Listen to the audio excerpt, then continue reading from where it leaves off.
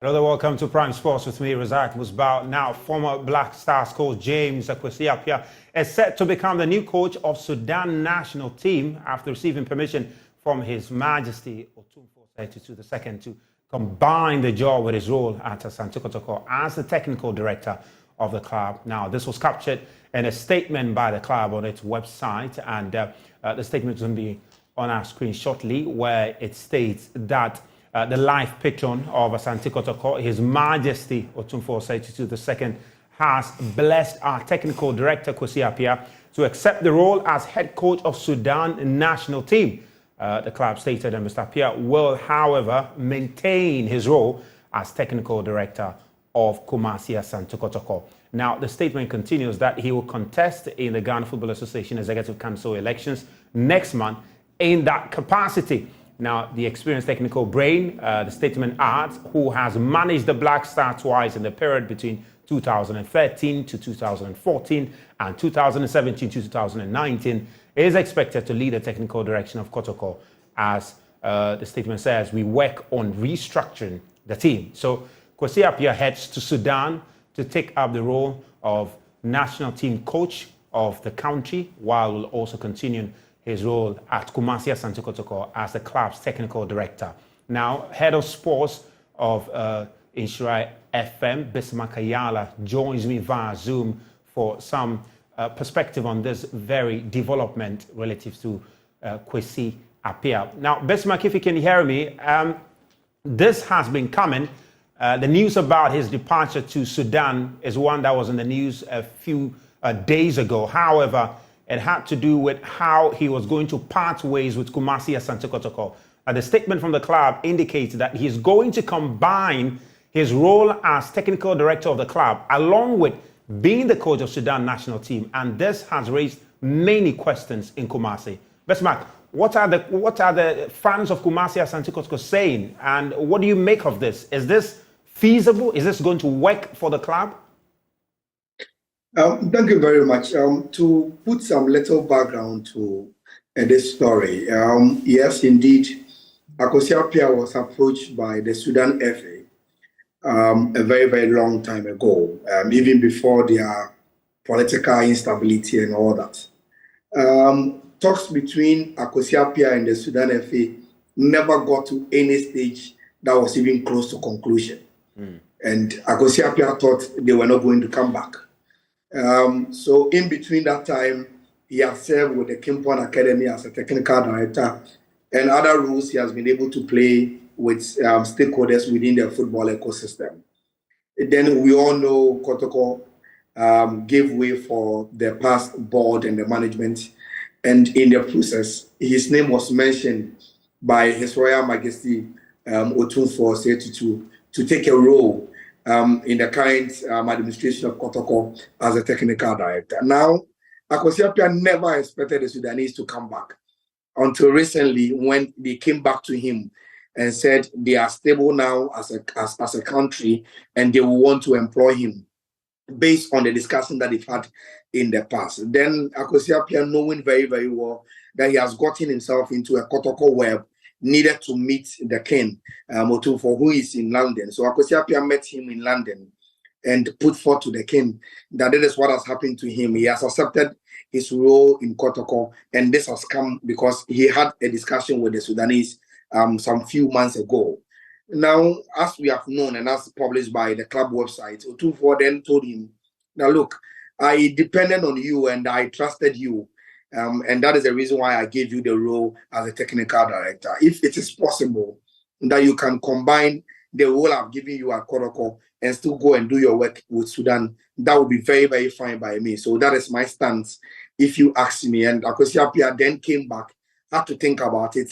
And the recent history news is that he has accepted to combine those roles.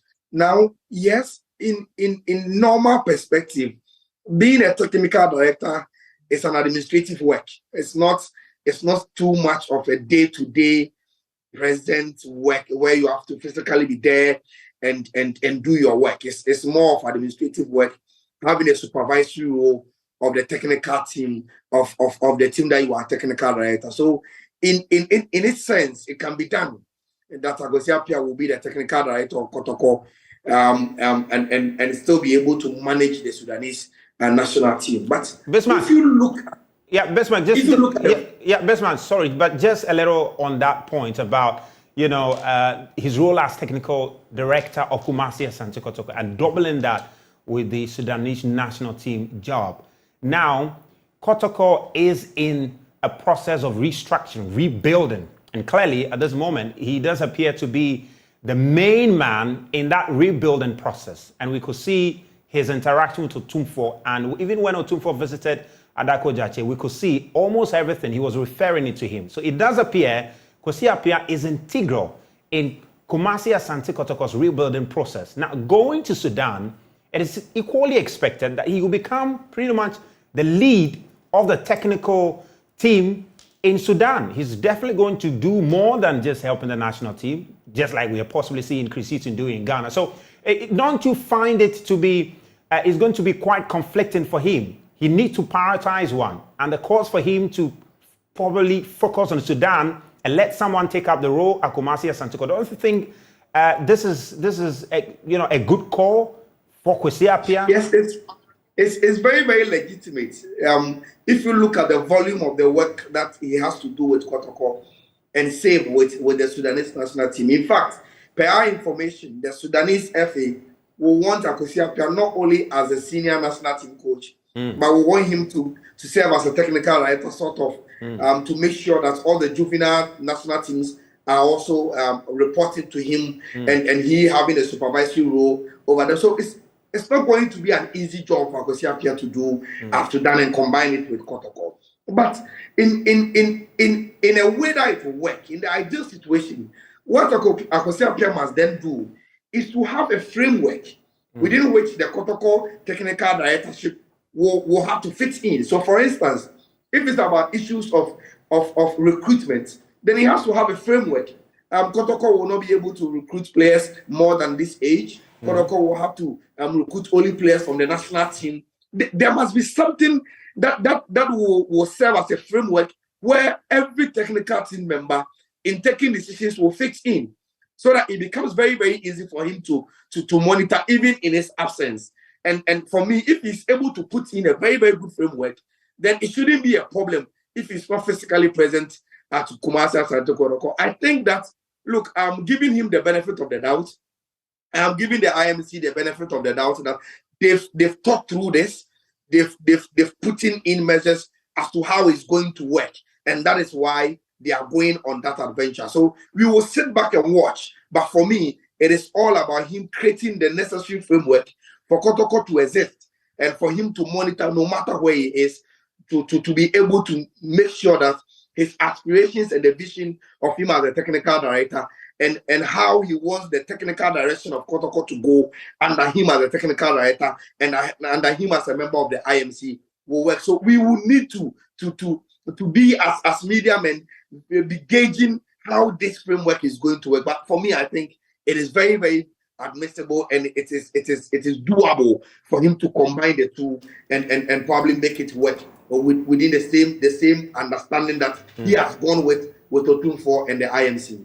Well, Besma, please hang in there for us because joining us in studio, thankfully, is a member of the communications team of Kwesi Asante Kotoko, Nana Kwame Dakwa, and he's joining us in the studio. So thanks so much for making time in the studio. I'm sure it was on a short notice, but the big question is, I mean, it's fair to say you've allowed Kwesi Appiah to move to Sudan, and people are asking questions. Why don't you let him focus on the Sudanese job, get a new technical director to handle the technical affairs of the club? What went into the reasoning to allow Kwesi Appiah to combine his role as technical director of Kwesi Asante Kotoko along with his job in Sudan? Well, thank you very much for the opportunity this evening. And I would say it's the decision of our great King Otumfuo. You know, Kwesi and the IMC met the King in London, and he granted him the permission. And he believes that Kwesi has something to offer Asante Man and Kotoko, and that he still needs his services to support the team. In terms of priority, though, because even what we are picking is that Kwesi Appiah is not just going to manage the senior national team of Sudan, he's going to have oversight responsibility on some of the juvenile sides, and under 16, maybe under 20. Wouldn't you think that Kwesi is likely to spend more time in Sudan, focus on his priorities and his responsibilities in Sudan, and Kotoko might be the ones suffering from that, requirement on him to multitask? I think that the decision lies with the king, and once he has accepted it, there's nothing some of us can say. We need to just give him the support. Kwesi has explained details of his duties to the king, and he has accepted that he can combine the two. Once Kwesi himself is available for the two, I think we should support him, and he will be available to work for Kotoko and the Sudanese as well. But in terms of the work that Kwesi Appiah has done so far as technical director, what could you share with us? Do you think it's enough for the system to work even without him being present there physically? Of course, yes. I mean, during the recruitment exercise period, he, together with the technical head coach of the team, Prosper Nate Ugum, agreed on certain players, of which they are in the team at the moment. Day-to-day management of the players is solely in the hands of Prosper Nate Ugum. Kwesi, from time to time, will be assisting him in terms of discussion and all that. So I think that the system will definitely work. Kwesi is not just giving the team technical support, he's also assisting the IMC in the day-to-day running of the team. And I think today's world, you can be anywhere in the world and at the same time working at a place that you want to work with. So I think that Kwesi's inclusion, I mean, as part of the IMC, Otumfuo still believes that Kwesi should be around. And once the great king has directed and has, I mean, granted that permission, we need to also go by it and also respect that. Now, what we also got to know is that he will proceed with his quest to represent the club at the Executive Council.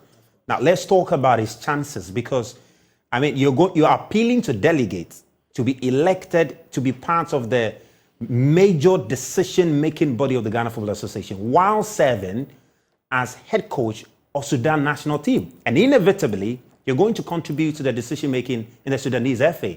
Some have raised questions of conflict of interest and even advised that Kumasi Asante Kotoko possibly should replace him in terms of the candidacy. Why has the club insisted that Kwesi Appiah should continue to contest for that position? And what do you make of his chances now? Because it looks quite bleak at the moment.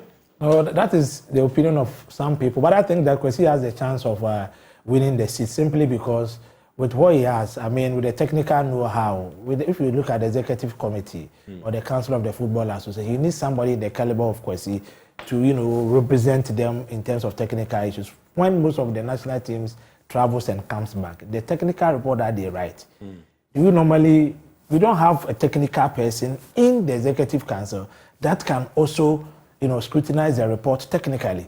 And I think that with Kwesi's background as a technical person, yes, of course, he stands the chance of winning. We've spoken with most of the people, the delegates who are going to vote on the day, and we are more than convinced that they will give him the nod. Kwesi is returning this weekend, and when he touches down, we will continue with our campaign, visit most of the people, trying to ask them to vote for him.